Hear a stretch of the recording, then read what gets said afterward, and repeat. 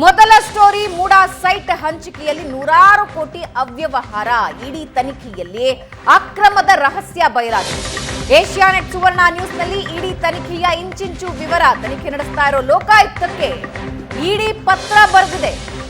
ಆ ಪತ್ರದಲ್ಲಿ ಹಲವು ಅಂಶವನ್ನ ಉಲ್ಲೇಖಿಸಿದೆ. ಪ್ರಕರಣದಲ್ಲಿನ ಅಕ್ರಮದ ಇಂಚಿಂಚು ಮಾಹಿತಿ ಬಹಿರಂಗ ಮಾಡ್ತಾ ಇದೆ.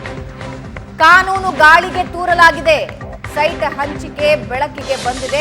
ಎಲ್ಲ ಕಾನೂನುಗಳನ್ನ ಗಾಳಿಗೆ ತೂರಿ. ಇನ್ನು ಮತ್ತೊಂದು ಕಡೆ ಅಧಿಕಾರಿಗಳ ಮೇಲೆ ಪ್ರಭಾವ ಬೀರಿರೋದು ಕೂಡ ಈ ತನಿಖೆಯಲ್ಲಿ ಪತ್ತೆಯಾಗಿದೆ. ಸಹಿಗಳ ನಕಲಿಯಾಗಿದೆ. 700 ಕೋಟಿ ರೂಪಾಯಿ ಮೌಲ್ಯದ ಸೈಟುಗಳ ಹಂಚಿಕೆಯಲ್ಲಿ ಅಕ್ರಮ ಆಗಿದೆ. ಬೇನಾಮಿ ನಕಲಿಯ ವ್ಯಕ್ತಿಗಳ ಹೆಸರಲ್ಲಿ ಸುಮಾರು 1095 ಸೈಟುಗಳ ಹಂಚಿಕೆಯಾಗಿದೆ. ಇನ್ನು ಪಾರ್ವತಿಯವರಿಗೆ ನೀಡಲಾದ ಸೈಟ್ ಹಂಚಿಕೆಯ ವಿಚಾರದಲ್ಲೂ ಕೂಡ ಸಾಕ್ಷಿಗಳನ್ನ ತಿರುಚಿದ ಆರೋಪ ಮಾಡಿದೆ ಇಡಿ.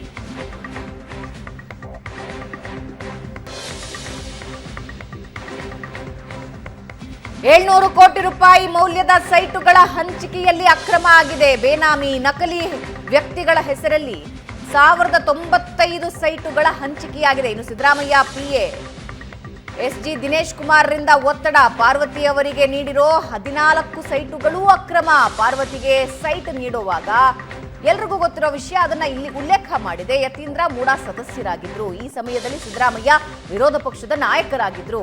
ನಕಲಿ ಸಹಿ ಮಾಡಿ ಅಧಿಕಾರಿಗಳ ಮೇಲೆ ಒತ್ತಡ ಹೇರಿ ಸೈಟ್ ಅಲಾಟ್ ಮಾಡಿಸಿದ್ದಾರೆ. ಮೂಡಾ ಅಧಿಕಾರಿಗಳ ಮೇಲೆ ದಿನೇಶ್ ಕುಮಾರ್ ಪ್ರಭಾವ ಬೀರಿದ್ದಾರೆ. ರಿಯಲ್ ಎಸ್ಟೇಟ್ ಉದ್ಯಮಿಗಳು ಅಧಿಕಾರಿಗಳ ಮಧ್ಯೆ ದೊಡ್ಡ ಅಕ್ರಮ ಆಗಿದೆ. ಇನ್ನೂ ಒಂದು ವಿಷಯ ಏನಂದ್ರೆ 1946 ಸೈಟುಗಳ ಅಲಾಟ್ಮೆಂಟ್ ಇತ್ತಲ್ಲ, ಆ ಅಲಾಟ್ಮೆಂಟಿನ ದಾಖಲೆಗಳೇ ನಾಪತ್ತೆಯಾಗಿದೆ. ಹತ್ತತ್ರ 2000 ಸೈಟುಗಳು, 1946 ಸೈಟುಗಳ ಅಲಾಟ್ಮೆಂಟ್ ದಾಖಲೆ ಇತ್ತಲ್ಲ, ಆ ದಾಖಲೆಗಳೇ ನಾಪತ್ತೆಯಾಗಿ ಹೋಗಿವೆ. ಸಿಕ್ತಿಲ್ಲ ಆ ದಾಖಲೆಗಳು.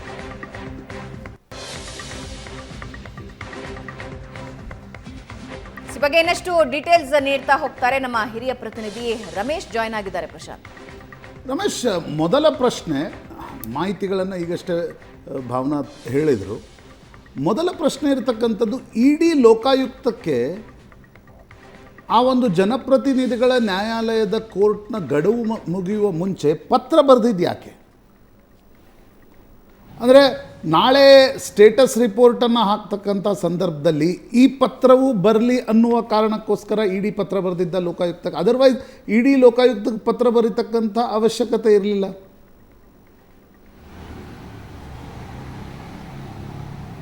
ಖಂಡಿತ ಪ್ರಶಾಂತ್, ಆ ರೀತಿಯಾದಂಥ ಒಂದು ವಿಶ್ಲೇಷಣೆ ನಡೀತಾ ಇರುವಂಥದ್ದು. ಅಂದರೆ ಲೋಕಾಯುಕ್ತ ಪೊಲೀಸರು ಏನು ತನಿಖೆಯನ್ನು ಮಾಡ್ತಿದ್ದಾರೆ, ತನಿಖಾ ಹಂತದಲ್ಲಿ ಯಾವುದೇ ರೀತಿಯಾದಂಥ ಮಾಹಿತಿಗಳು ಸಿಗಲಿಲ್ಲ, ಸಿದ್ದರಾಮಯ್ಯ ಪ್ರಭಾವ ಇಲ್ಲ, ಯಾವುದೇ ಅಕ್ರಮ ನಡೆದಿಲ್ಲ ಅನ್ನುವಂಥ ರೀತಿಯ ಬಿ ರಿಪೋರ್ಟ್ ಏನಾದರೂ ಸಲ್ಲಿಕೆ ಆಗುವಂಥ ಸಾಧ್ಯತೆಗಳು ಮೇಲ್ನೋಟಕ್ಕೆ ಕಂಡು ಬರ್ತಾ ಇದೆ. ಜೊತೆಗೆ ಡೆಫಿನೆಟ್ಲಿ ಬಿ ರಿಪೋರ್ಟ್ ಸಲ್ಲಿಕೆ ಆಗುತ್ತೆ ಮಾಡಬೇಕು ನಿಟ್ಟಿನಲ್ಲಿ ಹೈಕೋರ್ಟ್ಗೆ ಸಲ್ಲಿಸುವಂಥ ಖಂಡಿತ, ಅಥವಾ ಈ ಮತ್ತೆ ಸಿಬಿಐಗೆ ಪ್ರಕರಣವನ್ನು ವರ್ಗಾಯಿಸಬೇಕು ಅಂತೇಳಿ ಒಂದು ಪೆಟಿಷನ್ ಹೈಕೋರ್ಟ್ ಮುಂದೆ ಇದೆ. ಆ ಸಂದರ್ಭದಲ್ಲಿ ಕೂಡ ಸ್ಟೇಟಸ್ ರಿಪೋರ್ಟ್ ಸಲ್ಲಿಸುವಂತ ಸಂದರ್ಭದಲ್ಲಿ ಲೋಕಾಯುಕ್ತ ಅಧಿಕಾರಿಗಳು ನಮಗೆ ಈ ರೀತಿಯಾದಂತಹ ಅಕ್ರಮದ ಬಗ್ಗೆ ಮಾಹಿತಿಗಳೇ ಇಲ್ಲ ಅನ್ನುವಂಥ ವರದಿಯನ್ನು ಸಲ್ಲಿಸುವಂತ ಸಾಧ್ಯತೆಗಳಿದೆ. ಹಾಗಾಗಿ ಇಡಿ ಇದುವರೆಗೆ ನಡೆಸಿದಂತಹ ತನಿಖೆಯಲ್ಲಿ ಯಾವೆಲ್ಲ ಅಂಶಗಳು ಉಲ್ಲೇಖ ಆಗಿದೆ, ಯಾರ ಪಾತ್ರ ಇಲ್ಲಿ ಮೇಲ್ನೋಟಕ್ಕೆ ಕಂಡು ಬಂದಿದೆ ಅನ್ನುವಂಥದ್ದು. ಕೆಸರೆ ಗ್ರಾಮದ ಜಮೀನನ್ನ ಖರೀದಿ ಡಿನೋಟಿಫಿಕೇಶನ್ ಹಿಡ್ಕೊಂಡು ಯಾರ್ಯಾರ ಪಾತ್ರಗಳು ಏನೇನಿದೆ ಅನ್ನುವಂಥ ನಿಟ್ಟಿನಲ್ಲಿ ತನಿಖಾ ಹಂತದಲ್ಲಿ ಯಾವೆಲ್ಲ ಅಂಶಗಳು ಕಂಡು ಬಂದಿದೆ ಅನ್ನುವಂಥ ಒಂದು ರಿಪೋರ್ಟ್ ಅನ್ನು ಲೋಕಾಯುಕ್ತಕ್ಕೆ ಸಲ್ಲಿಕೆ ಮಾಡಿರುವಂಥದ್ದನ್ನು ನೋಡ್ತಾ ಹೋದ್ರೆ ಲೋಕಾಯುಕ್ತ ಅಧಿಕಾರಿಗಳಿಗೂ ಕೂಡ ಇದೆಲ್ಲ ಒಂದು ಕಡೆ ನುಂಗಲಾರ್ದ ತುತ್ತಾಗುತ್ತೆ. ಈ ರೀತಿಯಾದ ಫೈಂಡಿಂಗ್ಸ್ಗಳು ಇಡಿಯಿಂದ ಬಂದಂಥ ಸಂದರ್ಭದಲ್ಲಿ, ಯಾಕೆಂದ್ರೆ ಇಡಿ ಕೂಡ ಒಂದು ನ್ಯಾಷನಲ್ ಏಜೆನ್ಸಿ ತನಿಖೆ ಮಾಡುವಂಥ ಸಂದರ್ಭದಲ್ಲಿ ಇಷ್ಟೆಲ್ಲ ಅಂಶಗಳು ನಮಗೆ ಬೆಳಕಿಗೆ ಬಂದಿದೆ, ದಾಖಲೆಗಳಿದೆ, ಹೇಳಿಕೆಗಳಿದೆ, ಫೈಂಡಿಂಗ್ಸ್ಗಳು ಸಿಕ್ಕಿದೆ, ರೇಡ್ಗಳಾದ ಸಂದರ್ಭದಲ್ಲಿ ಸಿಕ್ಕಿದೆ ಅನ್ನೋ ಸಂದರ್ಭದಲ್ಲಿ ಅದನ್ನು ಉಪೇಕ್ಷೆ ಮಾಡಲಿಕ್ಕೆ ಲೋಕಾಯುಕ್ತ ಅಧಿಕಾರಿಗಳಿಗೆ ಸಾಧ್ಯ ಆಗೋದಿಲ್ಲ.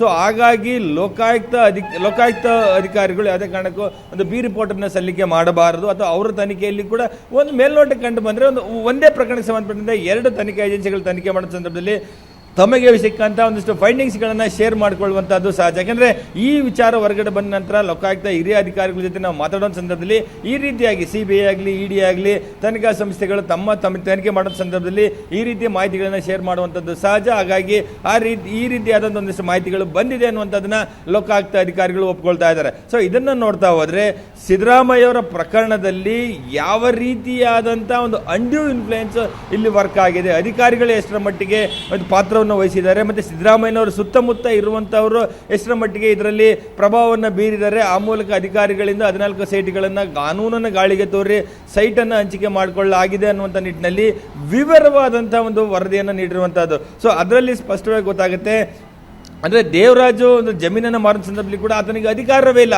ಆದರೂ ಕೂಡ ಜಮೀನನ್ನು ಮಾರಾಟ ಮಾಡ್ತಾನೆ. ನೇರವಾಗಿ ಮೂಡಾಗೆ ಒಂದು ಅಪ್ಲಿಕೇಶನ್ ಸಲ್ಲಿಸಬೇಕು ಅಂದರೆ ಡಿನೋಟಿಫಿಕೇಶನ್ ಮಾಡಿ ಅಂತ, ಆದರೆ ನೇರವಾಗಿ ಸಚಿವರಿಗೆ ಆಗಿನ ಇದು 1997ರಲ್ಲಿ ಇದ್ದಂಥ ನಗರಾಭಿವೃದ್ಧಿ ಸಚಿವರಾದ ಬಚ್ಚೇಗೌಡರಿಗೆ ಒಂದು ಮನವಿಯನ್ನು ಸಲ್ಲಿಸ್ತಾನೆ. ಅದು ಕೂಡ ಮೂಡ ಸಾಮಾನ್ಯ ಸಭೆಯಲ್ಲಿ ಅಂಗೀಕಾರ ಆಗುತ್ತೆ. ಅದನ್ನು ಜೊತೆಗೆ ಅಧಿಕಾರಿಗಳು DC ಆಗಲಿ ತಹಸೀಲ್ದಾರ್ ಆಗಲಿ ಅವರಿಗೆ ಭೇಟಿಯನ್ನು ಕೊಟ್ಟು ಅಲ್ಲಿ ಬಡಾವಣೆ ನಿರ್ಮಾಣ ಆಗ್ತಿದ್ರು ಕೂಡ ಅದನ್ನು ವಿಚಾರವನ್ನು ಮರೆಮಾಚಿ ಅದು ಕೃಷಿ ಜಮೀನು ಅಂತೇಳಿ ಕನ್ವರ್ಷನ್ ಮಾಡ್ತಾರೆ. ಅದಾದ ನಂತರವೂ ಕೂಡ 7 ವರ್ಷಗಳ ಕಾಲ ಅಲ್ಲಿ ಎಲ್ಲವೂ ಬಡಾವಣೆ ನಿರ್ಮಾಣ ಆಗ್ತಾ ಇದ್ರು ಕೂಡ ಅದನ್ನ ವಿಚಾರವನ್ನು ಮುಂದಿಟ್ಟು ಮತ್ತೆ 2014 CM ಅವರು ಸಿದ್ದರಾಮಯ್ಯ CM ಆದ ನಂತರ ಒಂದು ಅಂದ್ರೆ ಈ ಒಂದು ರಮೇಶ್ ಈ ಎಲ್ಲ ಸಂಗತಿಗಳು ಹೈಕೋರ್ಟ್ನಲ್ಲಿ ದೂರುದಾರರು ಕೊಟ್ಟಿರ್ತಕ್ಕಂಥ ಅಫಿಡವಿಟ್ನಲ್ಲಿ ಈ ಎಲ್ಲ ಸಂಗತಿಗಳಿದ್ವು. ಅದಕ್ಕೆ ಸರ್ಕಾರದ ಕಡೆಯಿಂದ ಮುಖ್ಯ ಕಾರ್ಯದರ್ಶಿಗಳು ಲೀಗಲ್ ಒಪಿನಿಯನ್ನ ಸಂದರ್ಭದಲ್ಲಿ ಅವರು ಅದನ್ನು ಕೌಂಟರ್ ಮಾಡಿದರು. ಇಡೀ ನಿನ್ನೆ ಲೋಕಾಯುಕ್ತಕ್ಕೆ ಬರೆದಿರ್ತಕ್ಕಂಥ ಪತ್ರದಲ್ಲಿ ಆ ಹೈಕೋರ್ಟ್ನಲ್ಲಿ ಕೊಟ್ಟಿರ್ತಕ್ಕಂಥ ಅಫಿಡವಿಟ್ಗೆ ವ್ಯತಿರಿಕ್ತವಾಗಿರ್ತಕ್ಕಂಥ ವಿಷಯಗಳಂದರೆ ಹೊಸ ವಿಷಯಗಳು ಯಾವುವು? ಈಗ ನಾನು ನೋಡಿದೆ GT ದಿನೇಶ್ ಕುಮಾರ್ ಮತ್ತು ಅವರ PA ಪ್ರಶಾಂತರ ಪಾತ್ರ ಮತ್ತು ಇಡೀ ಒಂದು ಅಲಾಟ್ಮೆಂಟ್ ಡಿಪಾರ್ಟ್ಮೆಂಟ್ಗೆ ಅವರ ಪಾರ್ವತಿಯವರ ಅರ್ಜಿ ಬಂದಿಲ್ಲ, ಅರ್ಜಿಯನ್ನು ಸ್ವಲ್ಪ ತಿರುಚಲಾಗಿದೆ ಅಂತಕ್ಕಂಥದ್ದನ್ನು ಕೂಡ ಇಡೀ ತನ್ನ ವರದಿಯಲ್ಲಿ ಹೇಳ್ತಾ ಇದೆ.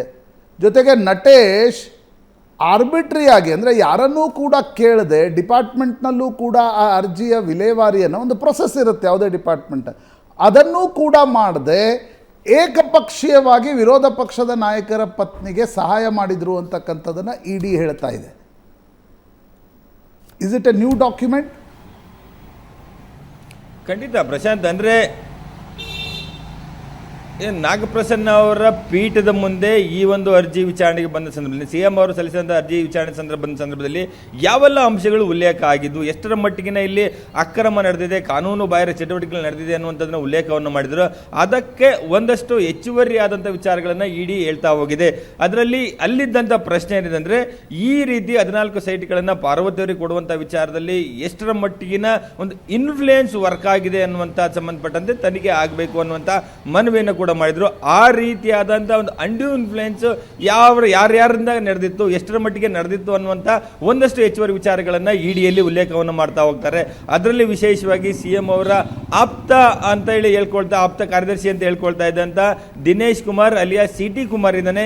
ಈತನೇ ಪ್ರತಿಯೊಂದು ವಿಚಾರದಲ್ಲಿ ಕೂಡ ಮೂಡ ಕಚೇರಿಗೆ ಅಲದಾಡಿ ಕೆಲವೊಂದಷ್ಟು ಅಪ್ಲಿಕೇಶನ್ಗಳಿಗೆ ಪಾರ್ವತಿ ಅವರ ಸಹಿಯನ್ನು ಉಲ್ಲೇಖ ಅಂದರೆ ನಕಲಿಯನ್ನು ಮಾಡ್ತಾರೆ. ಜೊತೆಗೆ ಅವ್ರ ಮೇಲೆ ಒತ್ತಡವನ್ನು ಹಾಕುವಂತಹದ್ದು. ಅದರಲ್ಲೇ ವಿಶೇಷವಾಗಿ ಈ ಹಿಂದೆ ಮೂಡದಲ್ಲಿದ್ದಂಥ ಕಮಿಷನರ್ಗಳಾಗಿದ್ದಂಥ ದಿನೇಶ್ ಕುಮಾರ್ ಮತ್ತು ನಟೇಶ್ ಅವರ ಪಾತ್ರ ಅತ್ಯಂತ ದೊಡ್ಡದಿದೆ ಅನ್ನುವಂಥದ್ದು.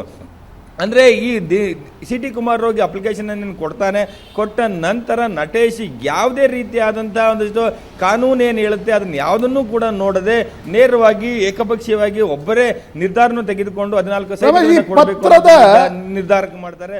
ಆ ಸಂದರ್ಭದಲ್ಲಿ ದಿನೇಶ್ ಕುಮಾರ್ ಆಗಲಿ ಮತ್ತೆ ರಮೇಶ್, ಈ ಪತ್ರದ ಇಫೆಕ್ಟ್ ಏನಾಗ್ಬೋದು ಲೋಕಾಯುಕ್ತ ತನಿಖೆಯ ಮೇಲೆ? ನಾಳೆ ಲೋಕಾಯುಕ್ತ ಜನಪ್ರತಿನಿಧಿಗಳ ನ್ಯಾಯಾಲಯದಲ್ಲಿ ಒಂದು ರಿಪೋರ್ಟನ್ನು ಡಿಸೆಂಬರ್ ಅಂತ್ಯದವರೆಗೆ ಸಲ್ಲಿಸಬೇಕಾಗತ್ತೆ. ಅದಕ್ಕಿಂತ ಮುಂಚೆ ED ಲೆಟರ್ ಬಂದಿದೆ. ಇಡೀ ಸಿದ್ದರಾಮಯ್ಯನವರ ಪ್ರಕರಣದ ಮೇಲೆ ಈ ಪತ್ರದ ಇಫೆಕ್ಟ್ ಏನಾಗಿರ್ಬೋದು? ಪ್ರಶಾಂತ್, ಅಂದರೆ ಲೋಕಾಯುಕ್ತ ಪೊಲೀಸರು ಈ ಒಂದು ವರದಿಯನ್ನು ನಿರ್ಲಕ್ಷ್ಯ ಮಾಡಲಿಕ್ಕೆ ಸಾಧ್ಯ ಇಲ್ಲ.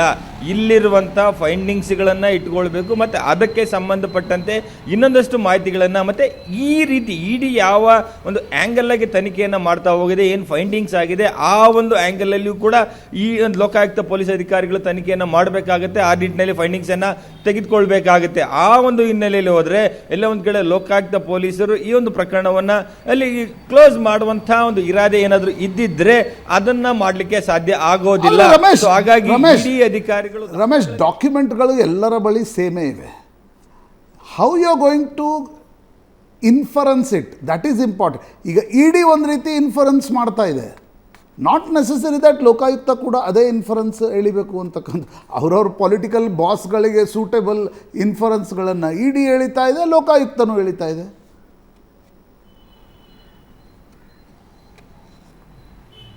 ಹೊಸ ಡಾಕ್ಯುಮೆಂಟ್ಗಳನ್ನೇನು ಇಡಿ ರಿಲೀಸ್ ಮಾಡಿಲ್ಲ. ನೋಡ್ತಾ ಹೋದ್ರೆ ಅಧಿಕಾರವೇ ಇಲ್ಲದ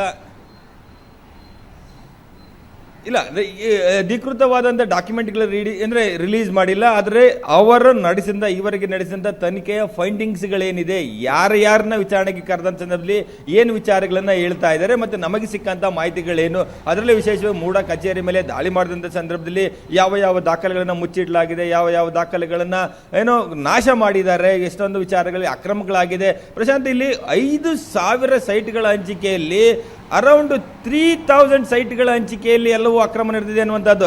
1995 ಸೈಟ್ಗಳಿಗೆ ಅಕ್ರಮವಾಗಿ ಬೇನಾಮಿ ಮತ್ತು ನಕಲಿ ವ್ಯಕ್ತಿಗಳಿಗೆ ಕೊಡಲಾಗಿದೆ. 1994 ಸೈಟ್ಗಳ ಹಂಚಿಕೆಗೆ ದಾಖಲೆಗಳೇ ಇಲ್ಲ. ಅಂದರೆ ಆಲ್ಮೋಸ್ಟ್ 60%, 5,000ರಲ್ಲಿ 3,000 ಅಂದರೆ 60% ಸೈಟ್ಗಳ ಹಂಚಿಕೆ ಕಾನೂನು ವಿರುದ್ಧವಾಗಿದೆ ಅನ್ನುವಂಥದ್ದು. ಮತ್ತು ಅದರ ಜೊತೆಗೆ ಪಾರ್ವತಿ ಅವರಿಗೆ ಕೊಟ್ಟಂಥ ಸೈಟಿನ ಏನೋ ಕೊಡುವಂಥ ಪ್ರಕ್ರಿಯೆಗಳಿದೆ, ಅದು ಯಾವುದೂ ಕೂಡ ಕಾನೂನು ಬದ್ಧವಾಗಿಲ್ಲ ಅನ್ನುವಂಥದ್ದು. ಸೊ ಆ ವಿಚಾರಕ್ಕೆ ಹೋದರೆ ಲೋಕಾಯುಕ್ತ ಪೊಲೀಸರು ನಡೆಸುವಂಥ ತನಿಖೆ ಏನಿದೆ, ಆ ಒಂದು ತನಿಖೆ ಒಂದು ಸರಿಯಾದಂಥ ರೀತಿ ಹೋಗಬೇಕು. ಆ ನಿಟ್ಟಿನಲ್ಲಿ ತಮ್ಮ ಫೈಂಡಿಂಗ್ಸ್ ಏನು, ಈ ಫೈಂಡಿಂಗ್ಸ್ ಏನು ಗಮನದಲ್ಲಿಟ್ಕೊಂಡು ನೀವು ತನಿಖೆ ಮಾಡಬೇಕು ಅನ್ನುವಂಥ ವಿಚಾರವನ್ನ ಇಡಿ ಒಂದು ಕಮ್ಯುನಿಕೇಟ್ ಮಾಡ್ತಾ ಇದೆ. ಮತ್ತೆ ಹೈಕೋರ್ಟ್ನಲ್ಲಿ ಅರ್ಜಿ ವಿಚಾರಣೆಗೆ ಬಂದ ಸಂದರ್ಭದಲ್ಲಿ ಲೋಕಾಯುಕ್ತ ಅಧಿಕಾರಿಗಳು ಸಲ್ಲಿಸುವಂತಹ ಸ್ಟೇಟಸ್ ರಿಪೋರ್ಟ್ ಮೇಲೆ ಇದು ಒಂದು ದೊಡ್ಡ ಮಟ್ಟದ ಎಫೆಕ್ಟ್ ಆಗುತ್ತೆ ಅನ್ನುವಂಥದ್ದು ಮೇಲ್ನೋಟಕ್ಕೆ ವಿಶ್ಲೇಷಣೆ ಆಗ್ತಾ ಇರುವಂಥದ್ದು. Thank you Ramesh.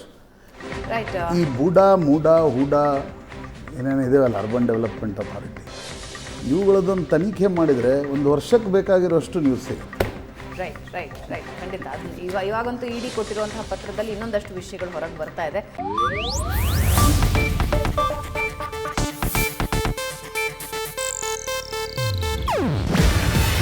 ಇದು ಏಷ್ಯಾನೆಟ್ ನ್ಯೂಸ್ ನೆಟ್ವರ್ಕ್ ಪ್ರಸ್ತುತಿ.